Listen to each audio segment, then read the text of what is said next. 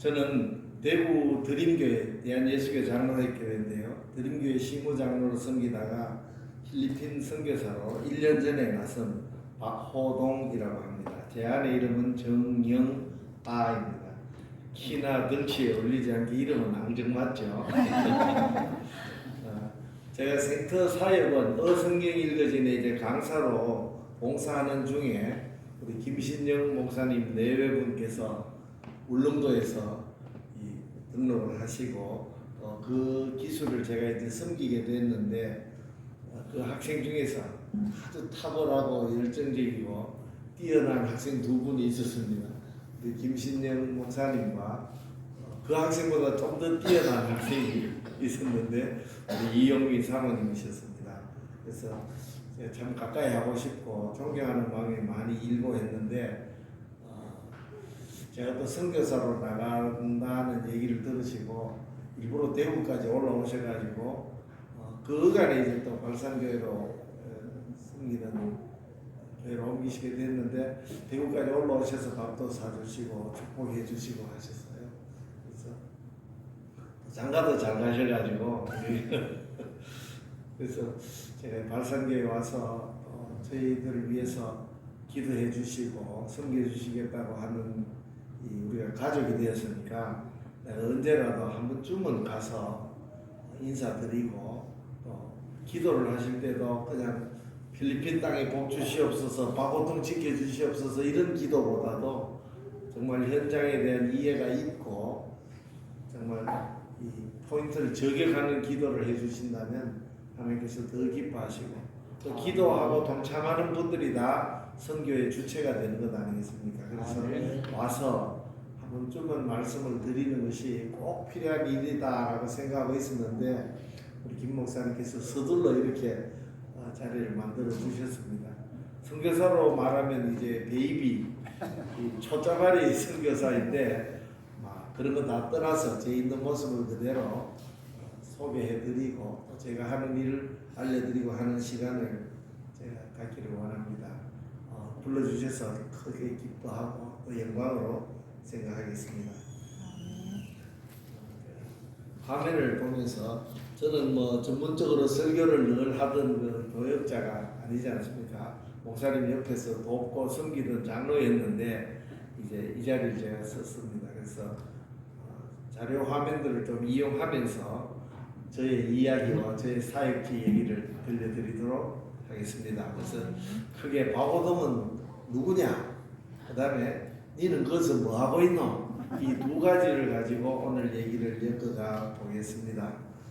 장로이든 박호동과 권사이든 정영아가 왜 이 무거운 자리를 내려놓고 아는 사람, 친구, 가족 다 떠나서 그 바다 건너가서 선교사라는 삶을 선택하게 됐는가 이런 내용의 기대감을 갖고 한번 경청해 주시면 고맙겠습니다. 첫째 꼭지로 제가 어떤 사람인가를 좀 이해를 하시면 기도로 줄이 잡히고 저 인간 기도 안 해주면 큰일 난다 이런 느낌이 오시지 않겠습니까? 저는 60년생입니다. 이 보기보다는 연식이 많이 됐죠. 올해부터 만으로 나이를 카운트하니까 한 살 벌었습니다. 그래서 만 63세가 되고요. 대구산입니다. 완전 대구서 나서 대구서 자랐습니다. 딸만 셋 있는데 두 아이가 결혼을 해서 사위 둘 이렇게 이 사진을 보면 여기 우리 큰 사위 내외와 우리 둘째 딸과 둘째 사위 우리 막순이 셋째 딸 아주 늦둥입니다. 그래서 아직도 대학생입니다. 이 사진은 제가 출국하기 전에 우리 세 아이가 서울에 있는 한 카페를 통으로 빌려가지고 자기 교회 목장 식구들과 자신들 하여튼 최측근 신앙인들을 다 불러와서 파송 예배를 셔터 내놓으세요 이러고 이제 이 카페 통으로 빌려서 그날 저녁 파송 예배를 드리고 찍은 사진입니다. 제가 이 사진만 보면 우리 아이들이 얼마나 대견하고 참 자랑스러운 마음까지 드는지 그렇습니다. 제가 고등학교 때는 이렇게 앞에서 좀 나대는 그때 흑백 사진이 주로 나올 텐데 야외 예배 갔을 때 마이크 들고 설쳐되고 대학생 때도 뭐 교회에서 기타 치고 밴드 만들어가 발표회 하고 근데 본당에서 드럼 치고 기타 친다고 장로님들한테 막 우승 듣고 이랬던 기억이 납니다. 우리는 어쨌든 신나게 찬양하기를 원했고 장로님들은 그분들이 생각하시는 거룩함을 잃지 않으시려고 했었을 것이고 이랬습니다. 뭐 음악을 전공 안 했지만 어린이 성가대 지휘도 하고 좀 많이 활동적인 바호동 이렇게 볼 수 있습니다. 그래서 고등학교와 대학 시절에 결국 제 마음에 하나님께서 나를 사랑하셨다. 그 아들이신 예수 그리스도를 보내주셔서 내 생명을 사시고 나를 죄에서 건지셨다는 그 복음적인 확신이 저를 사로잡아 버렸습니다. 그때 뭐 이과에서 공대 가서 참 좋은 건축물을 남기고 이런 목표에 사로잡혀 있다가 집을 많이 남기는 것이 중요한 게 아니다. 하나님의 성령이 거하시는 집인 영혼을 살리고 구하는 삶이 내가 추구할 수 있는 최대의 가치다라는 정도로까지 고등학교 시절에 제 세계관, 가치관의 변화가 일어났습니다. 그래서 이 집을 지을 일이 아니었지만 그래서 제가 고등학교 끝나기 전에 목사가 돼야 되겠다. 아니면 내가 선교지로 나가야 되겠다는 제 삶의 방향을 정했습니다. 그래서 공대가 아니고 신학교를 가기 위해서 의문계열로 대구에 있는 대학에 진학을 하게 됐습니다. 그래서 신학교 가기 위해서 막 헬라어 공부도 하고 맹렬한 준비, 기독 서적도 끝없이 사 모으고 돈만 생기면 대구에 있는 일신기독백화점 가서 주성료나 이런 그 책을 사고 이렇게 이제 신학교 갈 준비하고 이러니까 사탄이 좀 야 이거 이불 하나 나겠다. 이 인간 초반에 꺾어야 되겠다라는 전략이었는지 몰라도 저를 무너뜨리기 위해서 사탄이 제가 보건대 선택한 전략은 핍박이었습니다. 우리 아버님 세대가 그렇지 않습니까? 당신이 말하면 우리 가정에서는 법이 돼야 되고 당신이 말씀하신 대로 모든 식구들은 순종해야 되는 겁니다.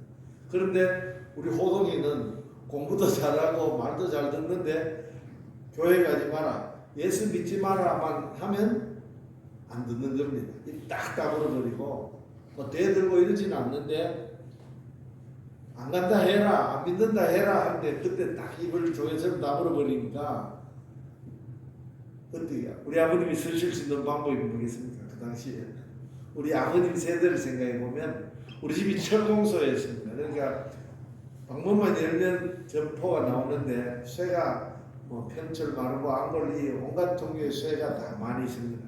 그래서 굉장히 그 구타 체벌을 많이 하셨어요. 그래서 처음에는 많이 맞았지만 이제 자꾸 맞으니까 너무 아프고 상처나고 그래서 조금 도망가는 게 상책이다.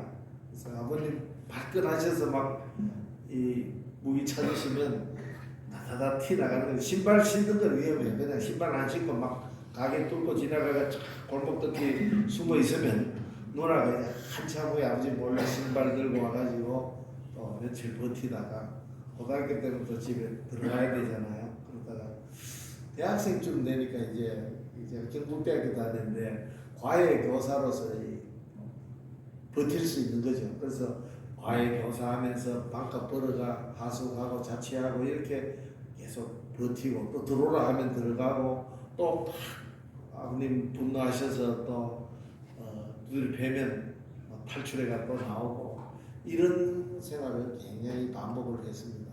오죽하면 부모님이 대구 사시는데 제가 대구에서 총 자취했는 기간을 해보니까 3년쯤 됩니다. 카운트 기간을 해서 합산해 보니까 3년 넘게 제가 집에 못 있었는 거죠. 그만큼 이제 아버님으로부터 많이 맞고 뭐 어느 날은 망치도 던졌는데 피해서 집에 있는 자개농에 10수년간 그 망치 자국이 남아있기도 하고 또 뭐 요강을 덮어쓰고 좀 그 당시로 봐서 제가 굉장히 힘겨운 그 핍박과의 긴 제가 결혼할 때쯤 됐을 때 이 핍박이 그쳤습니다.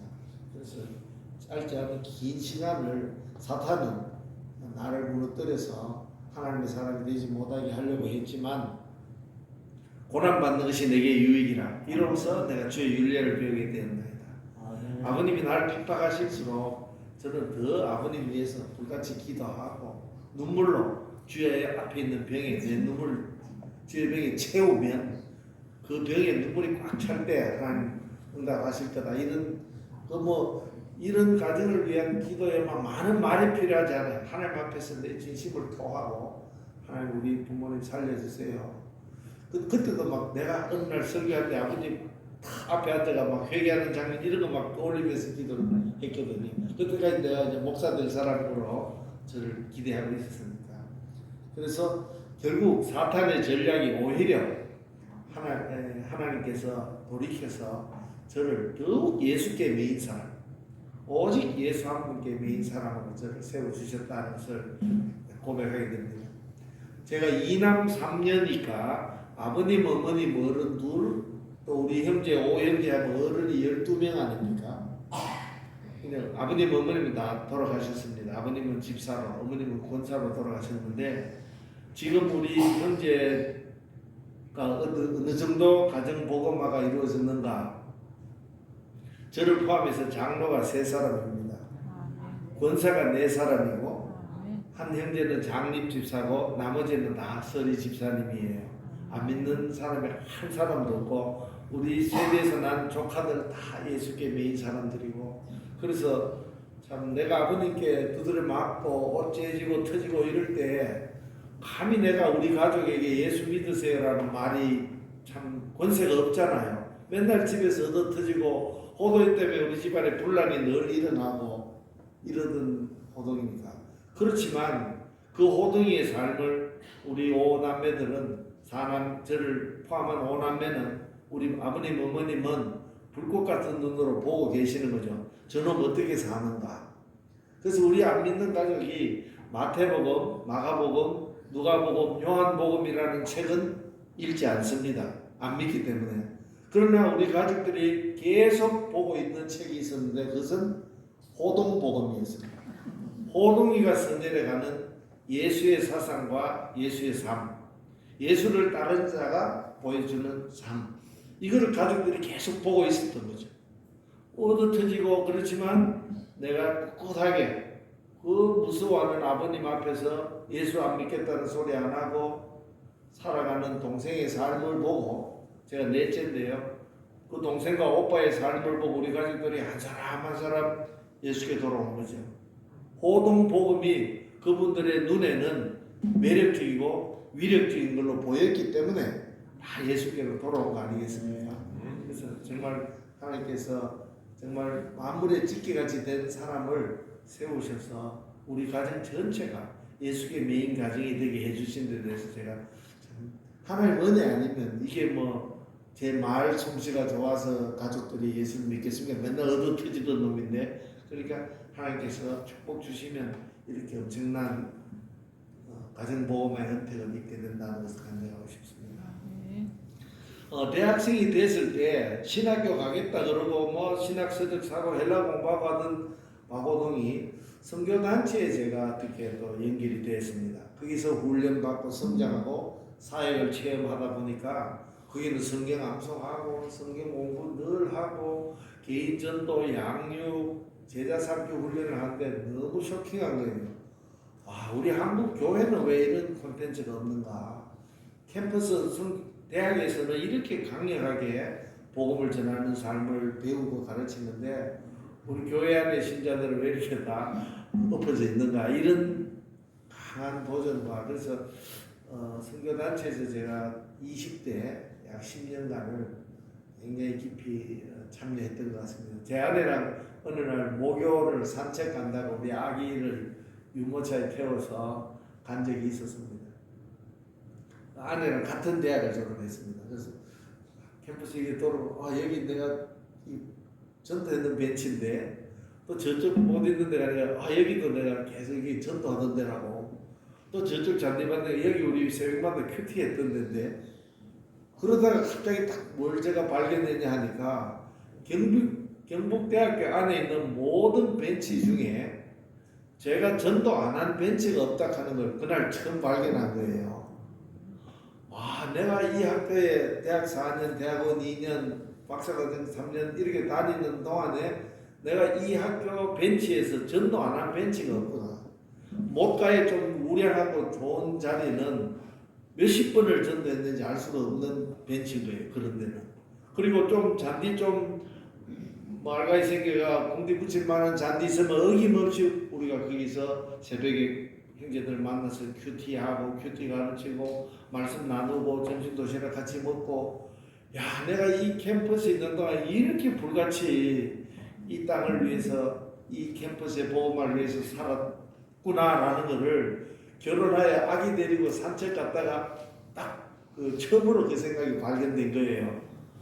그러면서 지금 나는 그럼 뭐 하고 있지? 이 두 가지가 슬픈 생각이 같이 떠오르는 거예요. 내 과거를 이렇게 배에서 내려서 내 모습을 보게 된 거 하나와 함께 지금 나는 왜 그 치열한 삶을 살고 있지 않지라는 그 생각이 같이 몰려왔습니다. 그리고 제가 몸담고 내비게이터 선교라는 단체가 또 강력하긴 하나 건강한가에 대해서는 또 제가 깊이 몸담고 있어 볼 때 또 새로운 생각들이 많이 들고 해서 결국 제가 30대가 지났을 때 교회로 돌아와서 이제 거의 15년을 청년 대학생들과 계속 성경 공부하고 암송 지도하고 보험 가르치고 이런 생활 또 새가족부에서 계속 복음을 전하는 사람을 길러야 되지 않습니까? 이런 일 또 교회 안에서 목사 전도사가 아니지만 제 안에는 이제 성경을 가르치는 게 DNA가 돼버린 거예요. 그래서 계속 이런 식으로 뭐 지금은 생터사역은 후의 사진이긴 하나 이런 성경 공부 소그룹을 지도하는 일을 계속 했습니다. 여기 제 안에도 성경방 강사가 돼서 지금 최근에 이렇게 줌으로 성경방을 지도하고 있습니다.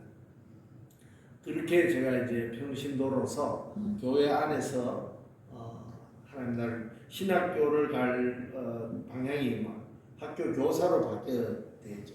원래는 이제 제가 고등학교 교사 35년 하고 명예퇴직을 했지만 대학에 내가 교수가 될 수 있으면 캠퍼스에서 내가 복음 전하는 삶을 계속 살겠다고 생각했기 때문에 그렇지만 이제 대학 교수가 뭐 아무나 되나요? 그래서 잘 일로 길이 열리지 않아서 고등학교 교사로서 제 삶을 쭉 살아왔습니다. 그러면서 대학에 가는 길이 막힐 쯤 됐을 때 제가 이 고등학교에 돈 벌고 집 사고 장가가고 안옥 하려고 이 고등학교 온 거 아니지 않는가. 이 고등학교에 하나님의 사람으로 내가 왔다면 이 학교의 영혼들에 대해서 하나님께서 내게 그 피값을 찾으시지 않겠는가. 그래서 내가 머무는 학교에서 복음 사역자이다 그런 생각으로 학교 안에서 이제 학생들 대상으로 성경 공부를 열기 시작했습니다. 영어 교사니까 영어 성경방을 이렇게 포스터 붙이고 애들 모집하고 해서 이렇게 처음에는 소그룹으로 또 영어 성경 공부 교재를 제가 이렇게 만들어서 좀 아이들 많이 모여들 때는 이 정도도 되기도 했습니다. 이 성경 공부방 운영하는 것을 퇴직하기 전까지 계속했고 또 성경방을 하면 아무래도 소수의 학생들밖에 접촉이 안 돼요. 그래서 예배를 드려야 되겠다. 안 믿는 학교이지만 그래서 학생들과 함께 교내 예배를 열어가지고 이렇게 처음에는 뭐 10여 명 모이니까 과학실 좁은 방에서도 이렇게 예배를 드릴 수 있었는데 점점 많은 학생들이 예배 장소에 몰려왔습니다. 그래서 음악실로 옮기고 한 60명 더 갈까 말까 하는 음악실인데 점점 많이 와서 이렇게 옆에 막 서서 바닥에 앉아서 예배 드리는 아이도 있고 뒤에 쪼그리고 앉고 서 있고 이렇게 100명 넘으면 이제 뭐 사고 나겠다 해가지고 음악실 문 잠그고 늦게 오는 놈은 안 들라준다 이런 식으로 남자 고등학교인데요. 이렇게 학교 주변에 있는 우리 학교 근처에 있는 큰 교회가 하나 있었습니다. 그 교회 목사님이 우리 학교가 굉장히 엘리트 고등학교입니다. 의대를 170명씩 보내고 우리 학교에서 공부 좀 덜 잘하는 아이들이 서울대 가고 이러는 학교예요. 그래서 옆에 교회 목사님이 저 엘리트 학교에 우리가 침투할 수 있게 막 기도하고 있다는 얘기를 들은 거예요. 우리를 건너와서 우리를 도와줄 사람을 찾고 있는데 그래서 이 마게도냐로 건너와서 우리를 도우소서 이래서 그 교회에서 이제 고동보 목사님을 고정으로 보내주셔서 이렇게 계속 예배를 드리고 하는 삶을 제가 퇴직하기 전까지 이어왔습니다. 그래서 학교에서도 고등학교 교사로 있었지만 또 이렇게 학원 복음화에 제가 참여하고 제 삶의 일부로 이어져 왔습니다. 그러다가 이제 선교지로 나가야 되겠다 해서 퇴직까지 정년 퇴직까지 있지를 않고 저는 2년 정도 줄이고 제 아내는 5년을 일찍 학교를 나서서 선교지로 나오게 됐습니다. 한번 생각해 볼까요? 우리가 살아가는 존재 이유가 무엇일까요? 가령 모든 생명체는 자기 한 몸을 보존하기 위한 그 원초적인 본능이 있지 않겠습니까? 갓난아기도 태어나자마자 엄마 젖을 강력한 힘으로 빨지 않습니까? 그 빠는 힘 없으면 애기가 죽으니까 자기 몸을 보존하기 위해서 먹는 힘, 이게 개체 보존의 본능, 우리 고등학교 생물 시간에 배우죠. 그러다가 자기 한 몸만 살아남아도 되지 않잖아요. 종족이 보존돼야 그 나비면 나비, 개구리면 개구리가 계속 이 땅에 이어져 가지 않겠습니까? 짝짓기를 해야 되는 거죠. 그래서 결혼이다, 메이팅, 짝짓기를 통해서 그 종족이 계속 이어져 가는 거죠. 호랑이, 개뿐 아니라 우리 눈에 보일랑 말랑한 벌레나 미물조차도 자기 한 몸 먹고 사는 것, 그 다음에 짝을 찾아서 새끼를 낳는 이 본능이 있기 때문에 이 우주에 동물뿐 아니라 심지어 식물조차도 종족이 이어져 가는 거죠. 그러면 우리 산다는 것이 먹고 그 다음에 짝짓기에서 새끼 놓으면 우리가 다인가? 우리 창세기 1장에 하나님이 자기 형상, 곧 하나님의 형상대로 사람을 창조하시되 남자와 여자를 창조하시고 우리가 하나님의 형상대로 지음받았다 하는데 그러면 개나 금수와 우리가 다를 게 뭐냐?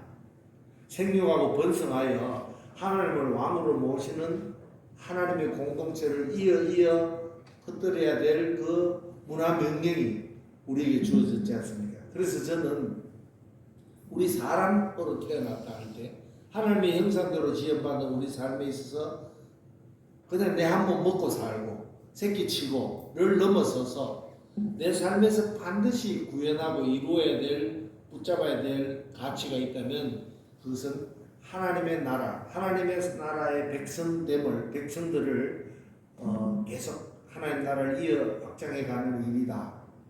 그것을 우리가 우리 교회 표현을 하면 네 꿈이 뭐냐, 우리에게 주어진 사명이 뭐냐, 내가 붙들고 있는 비전이 뭐냐, 이런 비슷한 표현을 써도 마찬가지겠죠.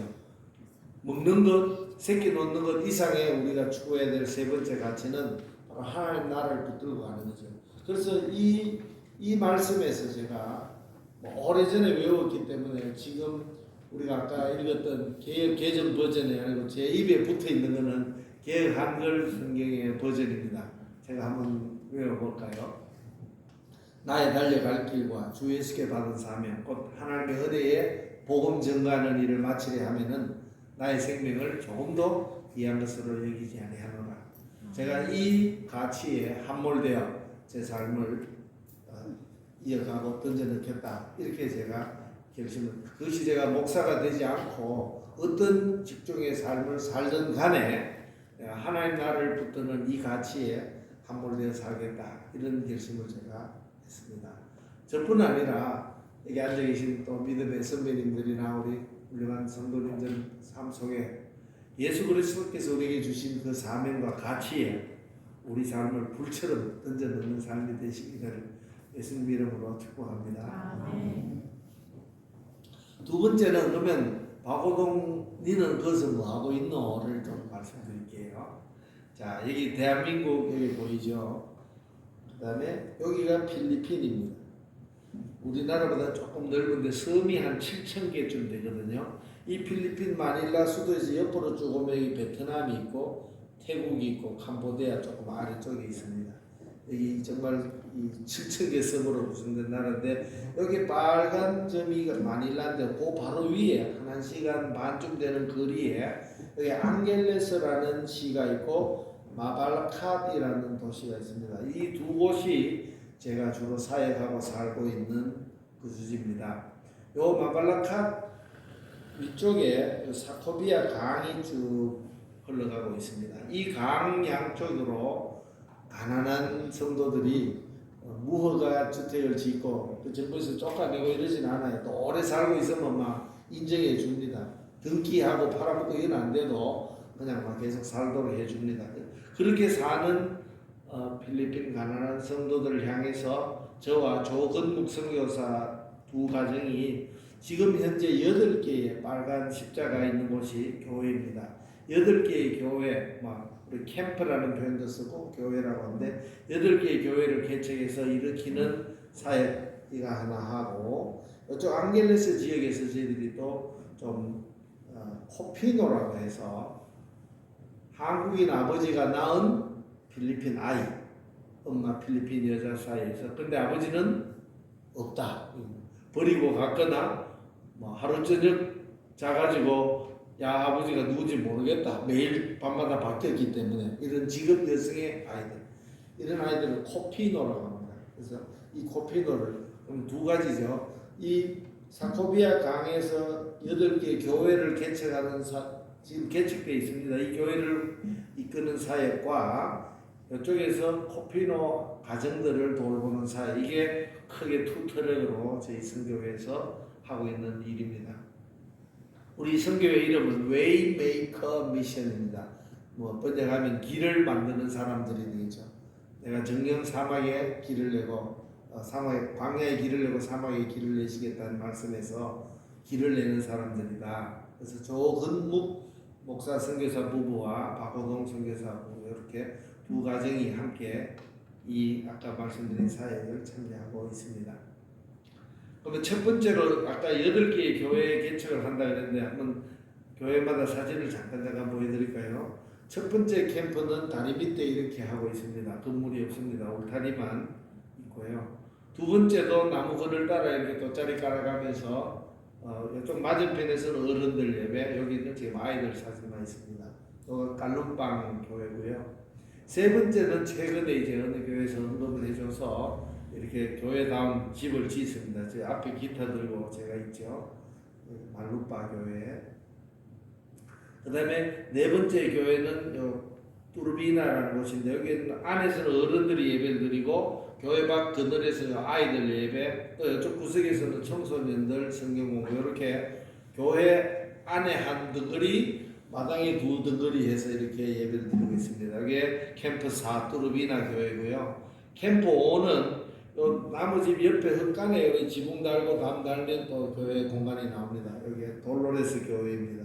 여기서 제가 청소년들 데리고 이렇게 성경 공부하고 있습니다. 여기 제가 바꾸고 필리핀 아이들은 웬만하면 또 영어를 잘하지는 못해도 좀은 합니다. 그래서 성경을 영어로 외워라. 또 성경 공부하면 어느 정도 따라오거든요. 그래서 여기 5교회고요. 6교회는 아직 건물이 없습니다. 여기 대나무숲 울창하게 우거진 마당에서 예배를 드리는데 여기 보시면 여기 어른들 예배 드리고 있고요. 이쪽에 아이들 성경 공부하고 있고요. 이쪽 편에 여기 사진을 바꿔드릴게요. 여기 제가 이제 청소년들 데리고 성경 암송 쭉 하고 있습니다. 그래서 요 그린메도 캠프 6은 마당 한 곳에서 이날 비 오면 상당히 불편해요. 비가 나무 그늘에 있긴 하나 비가 내려오니까. 그 다음에 7번째는 이렇게 상부 개방형 창고 같은 교회로 하고 있습니다. 여기 캠프 7 나할 교회고요. 여기 캠프 8 역시 상부 개방형 이래 어깨 정도까지 오는 담장 위에 이렇게 철망으로 된 지붕이고요. 여기 캠프 8 이렇게 해서 8개의 교회를 개척해서 하고 있습니다. 사코비아 강둑불안민 아이들과 부모인데 피딩 사역이라는 말씀입니다. 예배 참여하고 마치면 아이들은 과자도 하나씩 지키 보내고 어른들도 뭐 하나를 받아가거든요. 처음에는 과자다 주는 것 좀 손님 오면 이렇게 쌀도 주고 이럽니다. 그러면 그거 받으려고 이렇게 자꾸 오지만 계속해서 오다 보면 가랑비에서 옷 젖는다고 말씀 듣고 찬양하다가 믿음이 생기고 교회 식구가 되는 겁니다. 그래서 여기서 세례받고 일꾼들이 일어나는 거죠. 그래서 현재 8개 중에 5개는 상부 개방형, 또 그 중에 1개는 아예 지금까지 벽으로 되어 있습니다만 건물이라 하긴 뭐 하지만 어쨌든 교회 건물이 있고요. 3개는 아예 다리 밑에서 나무 그늘에서 돗자리 옮겨가면서 이렇게 하고 있습니다. 그리고 처음에는 그 목사님 혼자 쭉 했지만 최근에는 이제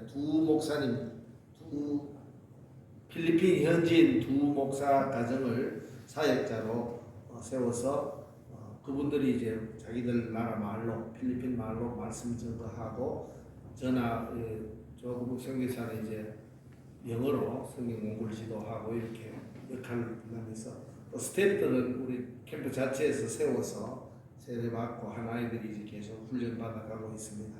이게 교회 개척 사역이 되겠습니다. 최근에 작년 가을에는 어른들 한 24명 정도가 세례를 받았고요. 지난 4월 말에는 청소년들만 해서 30명 세례식을 했습니다. 필리핀에서는 이렇게 푹 담그는 세례를 주로 합니다. 세례 장면 사진 제가 몇 장 넣어봤습니다. 그 다음에 아까 제가 말씀드린 코에 피난다가 피가 안 난다는 말이 아니라 코리안 플러스 필리피노라는 말을 뭉쳐서 코피노라고 합니다. 말씀드린 대로 제가 있는 앙헬레스 도시는 한국인들이 이래저래 많이 왔다 갔다 합니다. 그래서 그 사람들이 하루 저녁 풋사랑으로 아이를 놓고 가기도 하고 또 좀 데리고 살다가 버리고 가기도 하고, 그래서 아버지가 한국인이지만 없는 가정, 모자 가정입니다. 다문화 모자 결손 가정에 이 사람들은 뭐 참 생계가 굉장히 어렵죠. 필리핀의 최저 바닥의 생활을 하는 구성원에 이 사람들이 있습니다. 그래서 우리가 이 사람들을 돕는데 한국의 메신저 인터내셔널에서 MIF라는 NGO 단체가 있습니다. 코피노들을 지원하는 펀딩을 해서 지원해 주는데 거기 우리가 앙헬레스 지부를 우리가 책임 맡아서 이제 코피노를 돕는데 그냥 뭐 생활 자립만 돕는다면 사회복지기관이잖아요. 우리는 선교단체니까 생활 자립을 도와주면서 경제 지원과 살리는 걸 하면 주면서 매주 모아서 신앙 지도, 생활 자립 지원, 한국어 수업, 장학금에서 공부를 해야 인간고시를 한다. 사회 지도층이 될 수 있다. 이렇게 진로 지도 등등을 코로나 기간에 이렇게 신방밖에 할 수, 모을 수가 없으니까 마스크 쓰고 찾아가가 이렇게 선물 생활 지원을 해주고 좀에나 저가 본 여자가 불과 20살도 채 될까 말까인데 지금 아이 2이죠. 아버지가 다 다르다 이래야 되는 겁니다. 며칠 전에 우리가 찾아간 가정은 아이가 4인데 아버지가 3 아버지인 거예요. 한국이나 그 다음에 독일이나 아들 뭐 이렇게. 그래서 이렇게 찾아가서 기도하고 지도하고 신방 위주로 하다가 이 잔디라는 아이는 여기 뭐 복권 판매소보다 좀 클까 말까인데 이 안에서 2 가족이 살아가는 거죠. 이것도 우리가 이 가게라도 하라고 생활비 지원을 해줘가지고 사리사리라고 조그마한 창구형 가게를 만든 거예요. 그러다가 작년 10월부터는 이제 코로나가 그치면서 모여서 이제 드디어 우리가 스쿨을 열어서 예배도 드리고 우리 정영아 선교사는 한국 국어교사 출신이시거든요. 그래서 한국어 가르치고 저는 영어 성경 암송하고 성경 공부하고 좀 상위권 고등학생 중급 성경 공부를 일하니까 그래서 코피노 스쿨 열어서 코피노 아이들을 지원하고 있습니다. 이 아이들 중에서 이제 정말 공부 잘하는 아이는 학비를 지원해줘서 필리핀 주류 사회로 침투할 수 있도록 개천에서 용이 날 수 있도록 지원하는 거죠. 또 엄마들을 불러서 이 엄마 교육 세미나를 합니다. 정결하게 사는 삶, 또 여러 가지 자녀 양육에 대한 거 부분. 지난 성탄절에 쭉 모아서 크게 한번 축하 파티를 열어줬던 코피노 축하 성탄 파티 사진이네요. 그래서 또 한 가지는 제가 이제 우리 목사님과 함께 영어 성경방 강사이지 않습니까? 그래서 필리핀 목사님들은 좀 쉽게 한국과는 비교도 할 수 없을 정도로 어떻게 목사들인지도 알 수 없는 목사들이 많아요. 그래서 성경이나 이런 신학적인 기초가 굉장히 약합니다. 그래서 저기 도움을 달라 해서 제가 지금 16명의 필리핀 목사님들과 함께 제가 성경방을 인도하는 장면입니다. 제가 이거가 뭐 미국인처럼 능한 수준은 아니지만 어쨌든 할 사람이 없으면 누구라도 해야 되지 않습니까? 그래서 최근에 구약 성경방을 13주 마쳤고 7월 달부터 신약방을 이어서 성경방을 하게 됩니다. 그래서 조건묵 선교사님이 할 수 없는 영역은 제가 또 이렇게 커버해서 크게 8개의 교회를 개척해서 세우는 사역과 코피노 가정을 지원하고 신앙 지도하는 일, 그리고 제게 준비된 대로 저와 제 아내가 성경방을 이끄는 이렇게 캠프, 코피노, 성경방 이렇게 저희들이 사역을 하고 있습니다. 물론 장로로서 권사로서 교회를 섬기고 교우들의 참 발을 씻기는 일이 어떻게 가벼운 일이겠습니까? 그렇지만 제 속에는 이상하게도 그 젊을 때 목사 되겠다, 선교사가 돼야 되겠다고 결심했던 그 불길이 40년이 지나도록 계속 제 속에서 꺼지지 않고 불타오르고 있으니까 내가 이 불 못 꺼주면 언젠가 이 불길 따라가야 될 수밖에 없다는 불안한 생각이 제 평생을 따라왔던 것 같습니다. 이제 제가 교사로서의 삶도 정리하고 지금이 이 불길을 따라가야 될 때라고 제가 하나님께서 계속 제 속에 불길을 붙이시니까 그래서 교회 장로는 내가 물러서면 누군가 후배가 들어와서 할 사람이 또 있고 그러니까 나는 영어도 준비되고 말씀도 사역자로 하나님께서 세워주셨고 하니까 복음의 최전방에 나아가서 이 선교사적인 장로 권사의 삶은 누군가에게 바통을 넘겨주고 복음의 최전방에서 선교사로서의 삶을 하나님이 내를 부르시니 내가 순종해서 가야 되겠다. 필리핀에서 말씀을 묵상할 때 그 베세메스로 올라가는 길에 그 전나는 암소가 그 똑바로 올라가고 돌아서지 않으면 길에서 벗어나면 블레셋 땅에 내린 재앙은 우연히 일어난 것으로 알겠다 하면서 테스트를 하죠.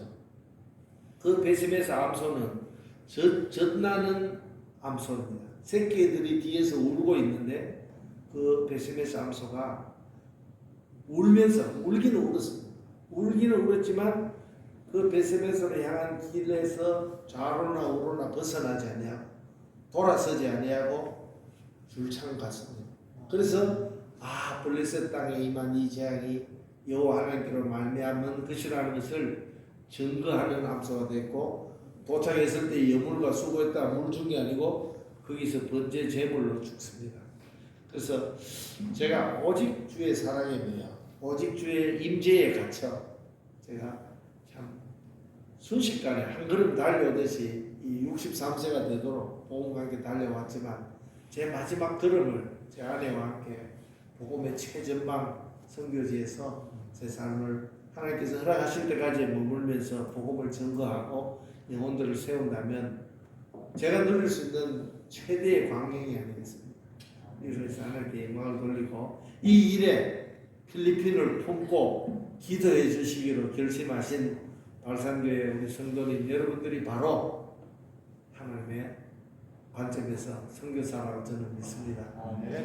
비록 이 동해안 골짜기 바닷가 해변가에 있는 마을이지만 여러분이 하나님의 마음을 읽고 하나님이 바라보시는 열방 끝을 향해서 여러분이 머무시는 곳에서 기도하고 하나님께 간구하면 하나님께서 그 기도 들으시고 열방을 향해 하나님께서 일하시게 하는 선교사가 여러분이라고 저는 믿습니다. 그래서 이런 시골에 계시는 어르신들은 도시 바쁘게 살아가는 사람들보다 기도 더 많이 하실 거 아니에요. 그래서 정말 여러분들이 저의 사역의 다이너마이트이고 여기서 정말 기적을 일으키시는 분들이라 미러클 메이커는 바로 여러분들이라는 것을 제가 믿고 여러분의 기도에 힘입어 제가 현장 그곳에서 열심히 사역하겠습니다. 한 3시간 반 하면 슝 날라옵니다. 우리 집 바로 옆에 공항이 있습니다. 여러분 공항에 내리기만 하면 제가 모시러 갈 테니까 비행기 타실 수 있을 때 한 번씩 오셔서 현지 둘러보시고 현장을 품고 기도해 주시고 아이들 한 번씩 안아주시면 여러분이 그게 방문하는 날수만큼 선교사로 하나님 카운트해 주실 줄 믿습니다. 불러주셔서 감사합니다. 한번 기도하고 마치겠습니다.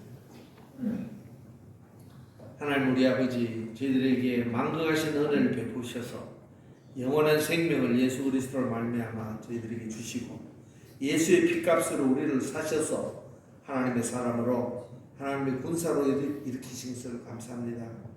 주님, 동해안 이 호랑이 꼬리 부무는 이 시골 마을에 사신 마을에 우리가 거하고 있지만 우리의 마음이 하나님 마음을 가득 품는 자들 되게 도와주시고 주님의 눈이 나아가는 열방을 향하여 우리의 시선을 드는 교회 되게 하나님 복 주신 것을 감사합니다.